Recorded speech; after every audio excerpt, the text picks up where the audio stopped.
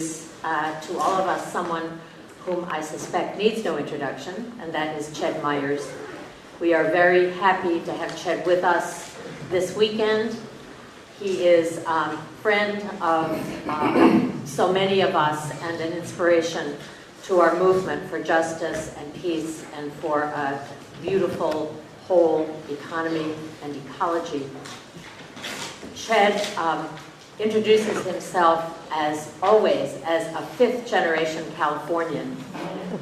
And I have known him for many years and have always appreciated his attention to rootedness, to place, to the story out of which his own story has emerged. He lives in a small intentional community north of Los Angeles and has worked for many years with many different justice and peace organizations, including the American Friends Service Committee, the Pacific Concerns Resource Center, the Pacific Life Community, and others.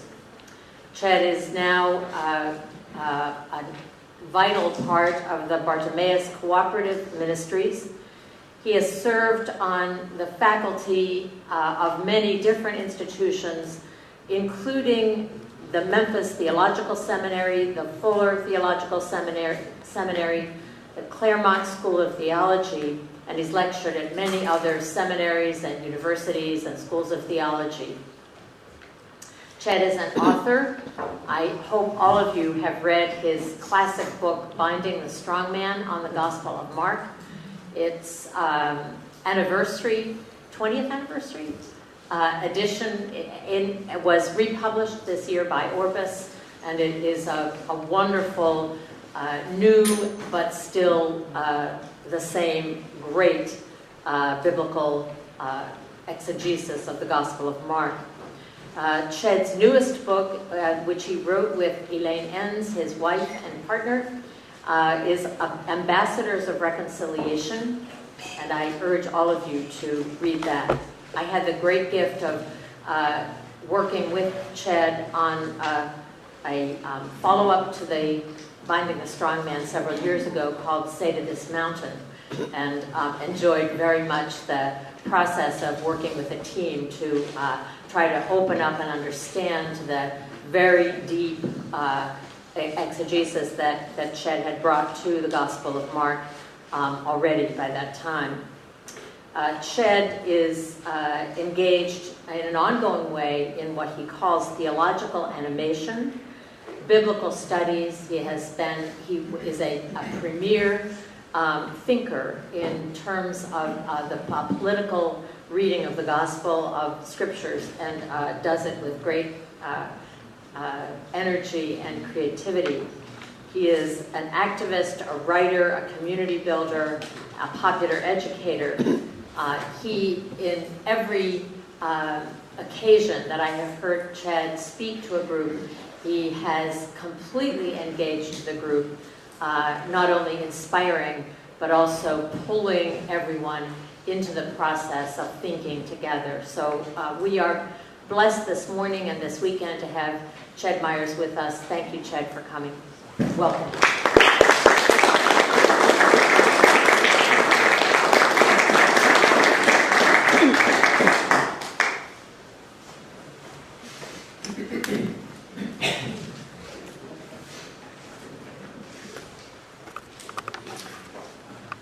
Thank you, Marie. Thanks, everybody, for coming out this morning. Can everybody hear okay? And is the lighting, everyone can see the wall all right? Great. Well, I'm mindful of the great opportunity and the honor to help frame the conversation over the next 36 hours. I appreciate the fact that with here inside the Beltway with all the distinguished luminaries and policy wonks and pundits, advocates, organizers, that the conveners thought it might be useful to pluck up a Californian out of our intensive spring organic vegetable planting with dirt still under the fingernails to come join you. It's really my privilege to be with you, and I hope these thoughts will edify and stimulate this mix.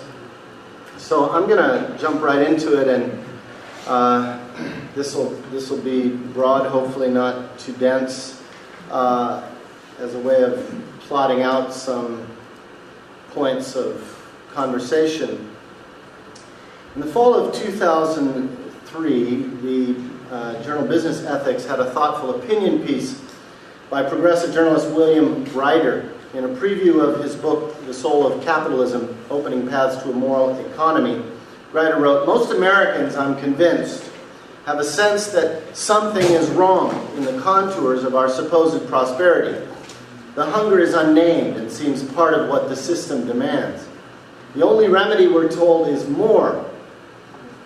More output, more cost savings, more sacrifices to achieve them. The operating principles of capitalism," he said, "have become dangerously obsolete. The house of economics is due for major renovation, if not a complete teardown." The church can feel free to say amen if you feel it. Americans have been deeply educated and angered by the boom and bust stock market, which revealed a lot about how Wall Street manages their money. The injured public is still smoldering with an anger that could be mobilized for a more aggressive era of reform. I think that's our hope here today. Above all, Grider said, rather astonishingly, we need a new narrative of American capitalism. The economy of more has turned upon itself, tearing the social fabric, weakening family and community life, piling up discontents alongside the growing plenty. We need a new story. As it presently functions, capitalism encourages human pathologies, embodying irresponsibility as a central requirement in its operating routines. But a new narrative beyond more is beginning to emerge organically. Central to this story is the fact that people themselves can make change, despite the inertia of government and overbearing power of established economic interests. Pioneers in many sectors are showing the way to dismantle or re-engineer the status quo. Well, I don't know about you, but I think Ryder's analysis was fairly prescient and on the mark. And I think the current crisis of our financial markets is serving only to deepen both of the trends that he identified. That is, on the one hand, disillusionment and anxiety are deepening, and on the other hand, creative alternatives are proliferating. This gathering, therefore, I think is an important reflection of both trends, and I commend the Mary Knoll Office for Global Concerns for convening it. You, friends, are the pioneers that Grider talks about, who are building capacity for the movement to dismantle or re-engineer the economic status quo. We gather in the knowledge that just as the experience of the Jubilee 2000 movement showed, we are more than the sum of our parts if we decide to organize, educate, and collaborate strategically. 15 years ago, no one imagined that a faith-animated popular movement would be able to tackle the complex issues of the global debt crisis. But what grew out of conversations that were organized just like this weekend, organized by people like Marie, what grew out of that was one of the most significant campaigns for economic justice in the last quarter century, and many people in this room were intimately involved with those movements. We might just take a little poll here. How many of you were directly or indirectly involved in the Jubilee, some form of the Jubilee, and still are, of course. It's an ongoing movement, right? So I think we need to take inspiration from that legacy. At the same time, none of us then could have imagined that the crisis of structural indebtedness that we were addressing internationally would also bring the domestic economy to its knees in 2008. So the tasks we are facing are truly daunting. Depression historian Robert McIlvaine wrote recently that the